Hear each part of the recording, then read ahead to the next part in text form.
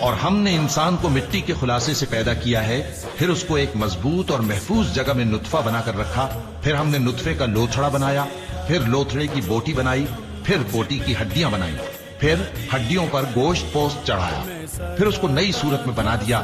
سو بڑا برکت والا ہے اللہ جو سب سے اچھا بنانے والا ہے۔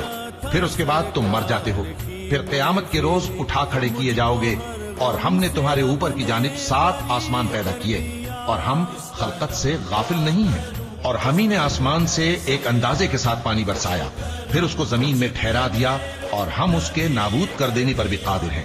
پھر ہم نے اس سے تمہارے لیے کھجوروں اور انگوروں کے باغ بنائے، ان میں تمہارے لیے بہت سے میوے ہوتے ہیں، اور ان میں سے تم کھاتے ہو۔ اور وہ درخت بھی ہم ہی نے پیدا کیا جو طور سینا کے دامن میں ہوتا ہے، یعنی زیتون کا درخت کہ کھانے کے لیے روغن اور سالن لیے ہوئے اگتا ہے۔ اور تمہارے لیے چوپایوں میں بھی عبرت ہے کہ جو ان کے پیٹوں میں ہے اس سے ہم تمہیں دودھ پلاتے ہیں، اور تمہارے لیے ان میں اور بھی بہت سے فائدے ہیں، اور بعض کو تم کھاتے بھی ہو، اور ان پر اور کشتیوں پر تم سواری بھی کرتے ہو۔ اور ہم نے نوح کو ان کی قوم کی طرف بھیجا تو انہوں نے ان سے کہا کہ اے قوم، اللہ ہی کی عبادت کرو، اس کے سوا تمہارا کوئی معبود نہیں، تو کیا تم ڈرتے نہیں؟ اس پر ان کی قوم کے سردار جو کافر تھے کہنے لگے کہ یہ تو تم ہی جیسا آدمی ہے، تم پر بڑائی حاصل کرنی چاہتا ہے، اور اگر اللہ چاہتا تو فرشتے اتار دیتا۔ ہم نے اپنے اگلے باپ دادا میں تو یہ بات کبھی سنی نہیں۔ اس آدمی کو تو دیوانگی کا عارضہ ہے، تو اس کے بارے میں کچھ مدت انتظار کرو۔